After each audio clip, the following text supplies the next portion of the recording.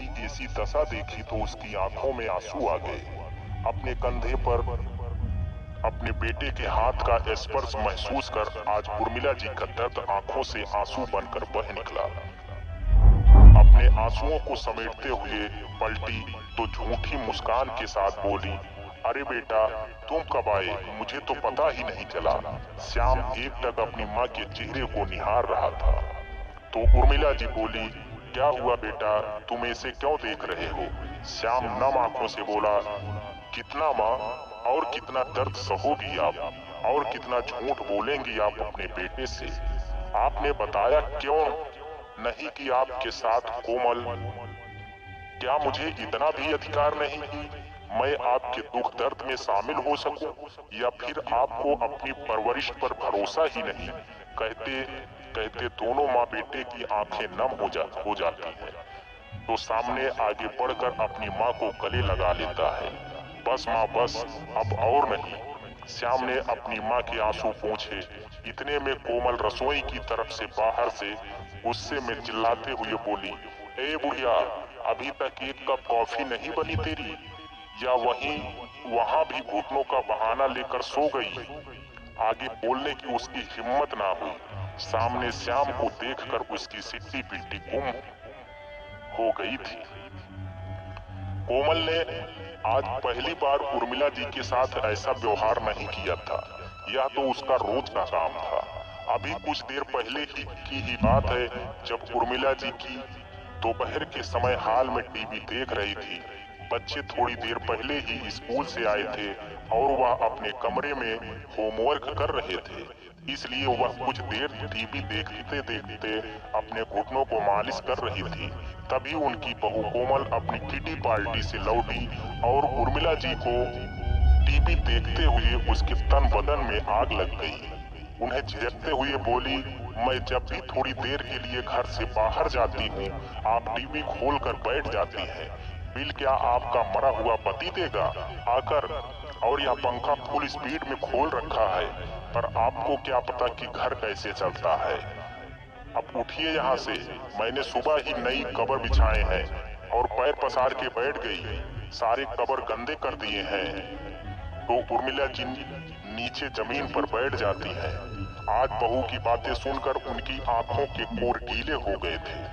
इतने में बहू फिर से दमकते हुए बोली, जाइए मेरे लिए एक गर्मा गर्म कॉफी लेकर आइए, और बाकी का काम अभी किया या नहीं? उर्मिला जी ने अपने घुटने पर हाथ रखकर उठते हुए बोली, नहीं कोमल बेटा, मैंने बाकी का सारा काम कर दिया है। सब्जी, कपड़े, झाड़ू, पोछा सब कर दिया है, बस रोटियां बनानी बाकी हैं। मेरे घुटनों में दर्द ज्यादा बढ़ गया है, इसलिए रोटियां तुम बेटा सेक लेना। क्योंकि आप क्या यहाँ पर बस रोटियां ही तोड़ने के लिए आई हैं? कोई काम को कह दो तो चार बहाने बनाने लगती हैं। अगर आपको मुझसे इतनी ही दुश्मनी है तो आप यहाँ से चली क्यों नहीं जा सकती? क्यों मेरा जीना हराम कर रखा है? मुझे भी सुकून से जीने दो। उर्मिला जी ने बोलना सही न समझा और चुपचाप आंखों के आंसुओं को पोंछते हुए रसोई की तरफ चली जाती हैं। अपनी मम्मी की तेज आवाज सुनकर बच्चे भी कमरे से बाहर आकर अपनी दादी को देखते रहते हैं। इतने में श्याम भी ऑफिस से आ जाता है। आज जल्दी आ गया। जब वह घर के बाहर था तो उसे कोमल के चिल्लाने की कुछ बातें सुनाई दे रही थी, लेकिन क्या कह रही थी वह कुछ समझ में नहीं आ रहा था। घर के अंदर आया तो बच्चों को भी डरा सहमा देखकर उसे बड़ा आश्चर्य हुआ। माँ भी परेशान लग रही थी। बच्चे कभी अपने पिता की तरफ देखते तो कभी नोटबुक को देखते। श्याम वही बच्चों के पास बैठ गया। उसने बच्चों से पूछा, तुम्हारी मम्मी दादी माँ से कुछ कह रही थी क्या? वह दादी माँ से हमेशा ऐसे ही लहजे में बात करती हैं। बच्चे डर की वजह से कभी हाँ कभी ना में सिर हिलाने लगे। श्याम ने विचार किया कि बच्चे भी अपनी बात को सच्चाई से नहीं रख पा रहे हैं। इसका मतलब घर में सब कुछ ठीक नहीं है। मुझे भी इतना समय नहीं मिल पाता कि मैं माँ के पास अच्छे से वक्त बिता सकूं। बस रात को ही कुछ समय मिलता है उनके पास 2 घड़ी बतियाने का। जब से पापा का देहांत हुआ है, माँ बड़ी अकेली हो गई है। इस भाग दौड़ की जिंदगी में मैं इतना व्यस्त हो गया हूँ कि अपनी माँ को भी नहीं देख पाता हूँ। आज जो मैंने सुना है, क्या यह सब मेरी माँ रोज सुनती है? उसका खून खौलने लगा। उसको अपनी माँ के साथ हो रहे अन्याय ने जैसे अंदर तक तोड़ कर रख दिया कि मैं अपनी माँ के लिए 2 वक्त का चैन से खाना भी नहीं दे सकता हूँ। फिर मेरे बेटे कहलाने का क्या मतलब है? लानत है मुझ जैसे बेटे पर। आज वह खुद को माँ का कसूरवार और कटघरे में खड़ा पा रहा था। उसको उस दिन के लिए उस दिन याद आने लगे जब वह घर आता था और फिर लौट कर जाता था तो माँ कैसे उसे सोने आंखों से बहुत देर तक उसको देखती रहती थी। मुझे पता होता था कि वह अंदर से दुखी है और उस उम्र में भी वह बेचारी रसोई में काम करती थी।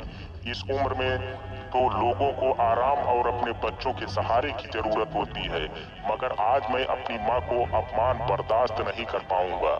जब पापा थे तो माँ कितनी खुश थी। शाम सोचते सोचते उसके सामने बीती हुई यादों का चलचित्र घूमने लगता है।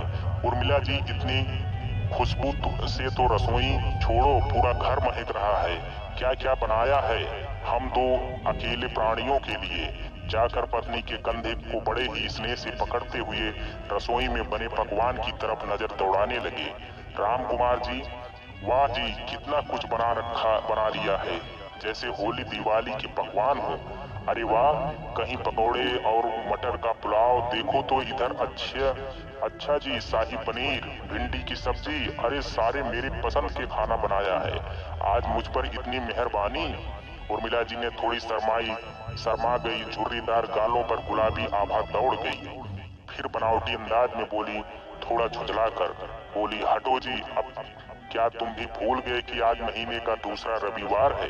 आज श्याम आता है हमारे पास, आज वह पूरे दिन मेरे साथ रहेगा।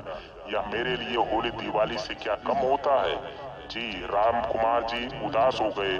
उसी पल उनके चेहरे पर गुस्से और विषाद की रेखा सी खींच गई। पत्नी के कंधे को छोड़ रसोई के स्लेब से सट कर खड़े हो गए, जैसे शरीर में जान ही ना हो। उर्मिला जी के चेहरे की तरफ देखकर बड़े ही धीरे से बोले, उर्मिला, क्या सचमुच हमारे बेटे को हमारी जरूरत नहीं और उसके जीवन में हमारे लिए कोई जगह नहीं? कहते हुए आंगन में जाकर बैठ गए, आराम कुर्सी पर। पास रखे अखबार को अपने चेहरे पर लिया। शरीर जैसे निढाल सा ऐंठ गया उनका, जैसे जीवन शेष ना हो। अंदर उर्मिला जी तुरंत अदरक काली मिर्च डालकर प्याली में चाय डालकर ले आई और कुर्सी खींचकर बगल में बैठ गई। पति के अखबार हटाया तो देखा राम कुमार जी की आंखों से किनारे से आंसू बह रहे थे। अपने आंचल से पोंछते हुए वह फिर रो पड़ी।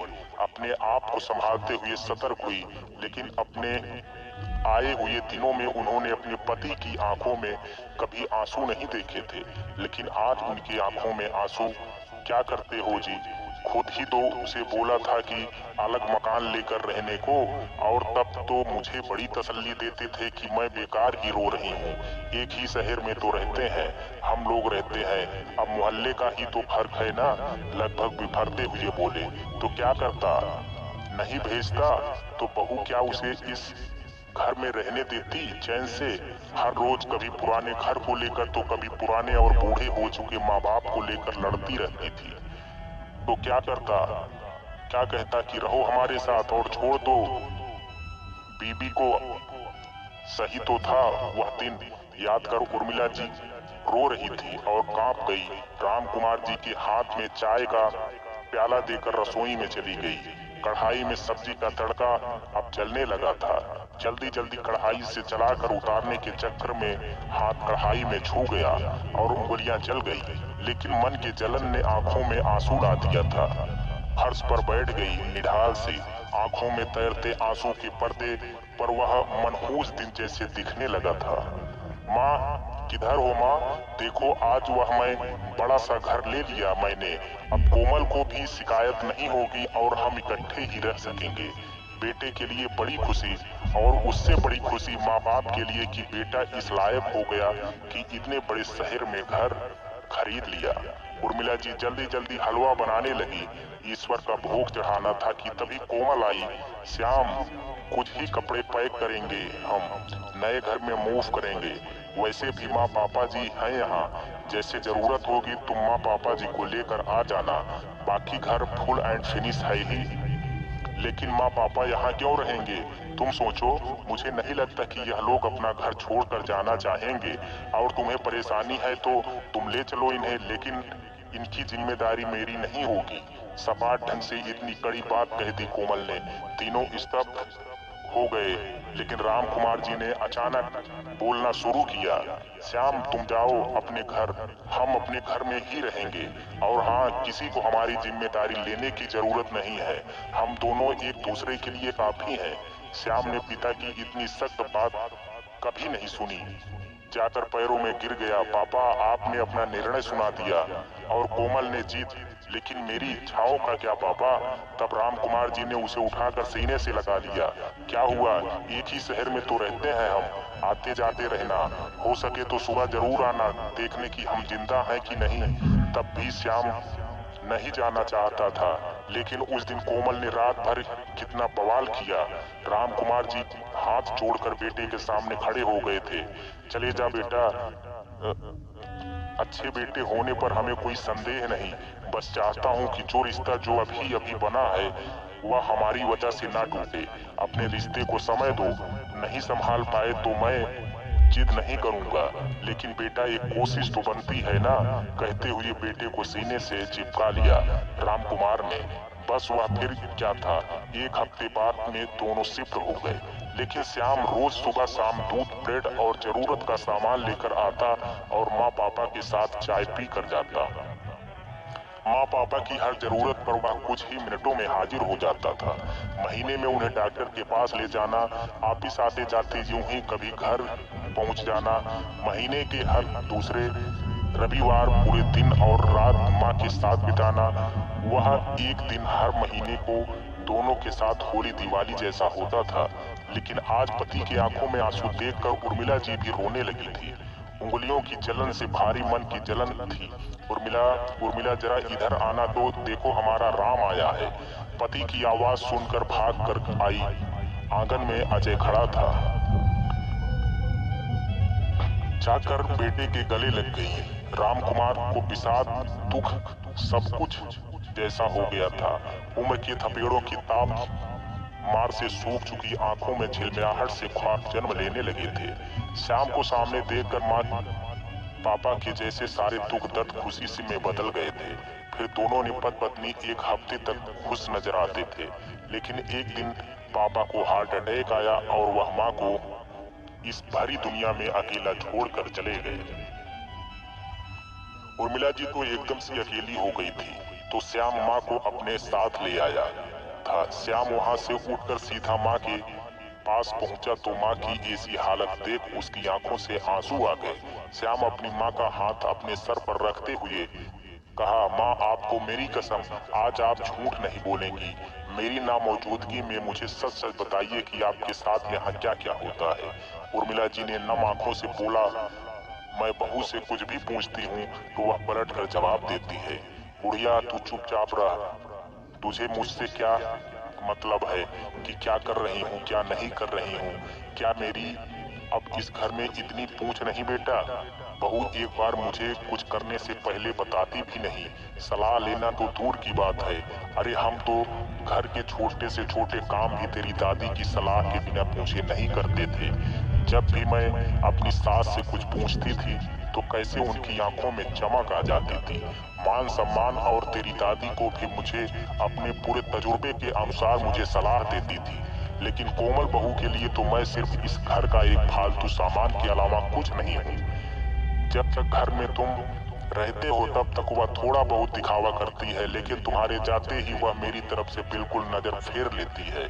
अगर तुम कभी मुझे मेरी मनपसंद चीज लाकर दे देते हो तो बहू इस बात पर तुम्हारे जाने के बाद घर में कलह कर देती है। इसलिए मैं ही आगे बढ़कर तुमसे कहती हूँ कि बेटा, मुझसे यह चीजें हजम नहीं होती, मत लाया करो। मैं बहू की कितनी ही बातों को अनदेखा करती हूँ, लेकिन बहू अपनी ओछी हरकतें करने से बाज नहीं आती है। अब बच्चों को भी इस तरह की बातें सिखाने लगी है। बाहर से कुछ खाने का सामान मंगवाती है तो बच्चे मुझसे छुपा कर लाते हैं और मेरे लेट जाने के बाद ही खाते हैं। जब भी वह किसी के साथ मैं बैठी होती हूँ तो बच्चे मेरे आसपास मंडराते रहते हैं। इस बात का ध्यान रखते हैं कि दादी अपनी सहेलियों के साथ क्या क्या बातें कर रही हैं। एक दो बार उर्मिला जी ने बच्चों को खाने पीने की चीज ले जाते हुए देखकर पूछा भी कि क्या ले जा रहे हो, तो बच्चे बातें बनाते हुए बोले, दादी घर का सामान है, हम इसलिए वहाँ बैठे हैं कि अगर आपको या आपकी सहेली को कोई जरूरत हो तो आवाज ना लगानी पड़े। उर्मिला जी की वही एक दो पड़ोसी से जान पहचान हो गई थी, बस वहीं उनसे मिलने आ जाया करती थी। वह भी सब समझती थी क्योंकि सभी ने अपने बाल धूप में सफेद नहीं किए थे, लेकिन कहती कुछ भी नहीं थी। कहकर वो उर्मिला जी का दिल दुखाना नहीं चाहती थी। एक दो बार उर्मिला जी ने उन्हें समझाना भी चाहा। अच्छा लगता है क्या छोटे बच्चों को तुम क्या सिखा रही हो? क्या मैंने खाने पीने की चीजें नहीं देखी हैं? मुझसे या दुराव छुपाओ क्यों?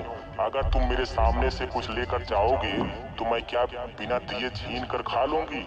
उनके समझाने का भी बहू उनका उल्टा ही अर्थ लेती और उन पर ही राशन पानी लेकर के चढ़ जाती थी। माँ जी, आपको तो मेरी हर बात गलत लगती है। आजकल के बच्चों को सिखाने की जरूरत ही नहीं है, जो देखते हैं वही करते हैं। रही बात खाने पीने की, तो आपको यह बातें शोभा नहीं देती हैं। अरे अपनी उम्र तो देखिए, इस उम्र में भी चटोरापन करोगी तो हमारे ही सिर पर आफत आएगी। आपको क्या, आप तो बिस्तर पर पड़ जाओगी। उर्मिला जी गुस्से में बोली, बहू मैं चटोरापन करती हूँ तो जिस आदमी की अफसरशाही की तनख्वाह तुम हर महीने गिनती हो और जो इतना बड़ा सा घर लिए बैठी हो, वह सब ना होता। हाँ, रही बात आजकल के बच्चे तेज हैं, जो देखते हैं वही सीखते हैं। इस बात का ध्यान रखना शायद तुम्हें याद दिलाने के लिए कि मैं रहूं या ना रहूं। और तुम्हारे जाने के बाद बहू बाहर सहेलियों के साथ घूमने निकल जाती है और पूरा घर का काम मुझ पर छोड़ जाती है, और अगर मैं कुछ बोलती हूँ तो उल्टा मुझे ही चार बात सुनाती है। कहते हुए उर्मिला जी की आंखें गीली हो गई। इतने में कोमल दूसरे कमरे की तरफ से बाहर से चिल्लाते हुए बोली, ऐ बुढ़िया, अभी तक तुमसे एक कप कॉफी नहीं बनी? या रसोई में ही घुटनों के दर्द का बहाना लेकर सो गई? आगे बोलने की उसकी हिम्मत ही ना हुई। सामने श्याम को देखकर उसकी जैसे सिट्टी पिट्टी गुम हो गई थी। श्याम ने गुस्से में खींचकर एक तमाचा कोमल के गाल पर जड़ दिया। तुम्हारी हिम्मत कैसी हुई मेरी माँ के साथ ऐसी बात करने की? एक थप्पड़ से कोमल एकदम से सटपटा कर कांपती हुई आवाज में बोली, अरे आप कब आए? श्याम ने कड़क लहजे में कहा, मैं तभी आ गया था जब तुम माँ से ऊट पटांग बातें कर रही थी। शक तो मुझे था, लेकिन आज कानों से सुना तो यकीन हो गया। काम वाली को भी लगता है कि वह बीमार नहीं है, तुमने ही उसको जानबूझकर छुट्टी दे दी है। आखिर तुम कितना गिरोगी? यह घर, गाड़ी, मेरी जिंदगी, इस पर सिर्फ मेरी माँ का हक है। इस माँ ने मुझे मेरी माँ के मरने के बाद मेरी दयनीय हालत देखकर अपना लिया था। अपनाया ही नहीं, पूरे 5 साल तक मेरा इलाज भी करवाया। मेरे उस बाप और सौतेली माँ ने के मरने के बाद मरने के लिए दादी की गोद में डाल दिया था। मुझे अपनाने से पहले सिर्फ इस घर में उर्मिला माँ, ताई जी असली हक है उन्हीं का है। माँ ने दूसरा बच्चा भी इसलिए नहीं पैदा किया कि कहीं उनके प्यार और मेरे इलाज में कमी ना आ जाए। अगर सुन सको तो सुनो कोमल, मैं माँ के देवर की औलाद हूँ, जिन्होंने मेरी माँ के मरने के बाद दूसरी शादी कर ली। माँ ने मुझे बड़ी माँ होकर भी माँ का प्यार दिया। सौतेलेपन के दंश इन्हीं की ममता ने बचाया। इसमें गलती मेरी है जो मैंने खुद से ज्यादा तुम पर विश्वास किया। कितनी भी जिंदगी दौड़ भाग करवाती, लेकिन अपनी माँ के दुखों का ख्याल मुझे रखना चाहिए था। अभी मैं जिंदा हूँ, मुझे किसी के सहारे की जरूरत नहीं, और ना मेरी माँ को मेरे रहते उनका बेटा खुद उनकी सेवा करने के लिए सक्षम है। इतना कहकर श्याम अपनी माँ की गोद में सिर रखकर फपक कर रोने लगता है। बच्चे भी दादी और पापा को देखकर रोने लगे। कोमल को आज खुद से आत्मग्लान हुई। उसका सिर शर्म से कटा जा रहा था। वह अपनी सांस के पैरों में गिरकर माफी मांगना चाहती थी, लेकिन श्याम ने उसे माँ के कमरे से बाहर निकल जाने को हिदायत दे दी थी। माँ ने श्याम को माफ कर दिया। माँ को ना धन चाहिए, ना हीरे जवाहरात, उसे तो बस अपने बच्चों के लिए मुस्कुराहट चाहिए। जिसे पाकर उर्मिला जी आनंद से भर गई थी। यही तो चाहिए था उन बूढ़ी आंखों को। श्याम ने अपनी पत्नी को आज तक माफ नहीं किया और इतने सालों बाद आज उनकी बहू इतने बड़े मकान के पिछले कमरे में अकेली थी। उनका वही लाडला बेटा जिसे उसने अपनी दादी से चीजें छुपा कर लाने की शिक्षा दी थी, उस पर पूरी ईमानदारी से अमल करता हुआ रोज अपनी बीवी के लिए खाने पीने की चीजों के अलावा कपड़े लेकर आता। हाँ, उसी अंदाज में जैसे उसने सिखाया था। जब दादी का कमरा खुला हो तो उनके कमरे के आगे से मत आना। अगर वह सामने पड़ जाए तो सामान को पीछे छुपा लेना। सच, आज उसकी सास यानी कि उर्मिला जी तो नहीं है उसे यह सब याद दिलाने के लिए, लेकिन उसकी जरूरत नहीं। उनका पोता उसे भूलने ही नहीं देता। उसके पास तो अपनी सास की तरह अच्छी सहेलियां भी तो नहीं है, क्योंकि उसने अपने पैसों के मद में कभी पड़ोसी और रिश्तेदारों से बनाकर रखी ही नहीं। अब तो उसका बुढ़ापा और अकेलापन ही यही उसके दो साथी हैं। और आपकी बातें याद दिलाने के लिए उनका प्यारा लाडला बेटा था। दोस्तों, आज बुजुर्गों को अपने ही घर में बहुत बुरा हाल हो रहा है। उन्हें उपेक्षित करना या वृद्धाश्रम में छोड़कर आना एक दिन समाज के लिए घातक सिद्ध होगा। अब दिनों दिन पारिवारिक दायित्व का पालन करने में हम लोग फेल हो रहे हैं, जबकि हम सबका दायित्व है समाज को नैतिक मानवीय मूल्यों पर विश्वास के साथ मिलकर अग्रसर करें। तभी समाज का कल्याण हो सकता है, नहीं तो इंसान और जानवर में भेद मिट जाएगा।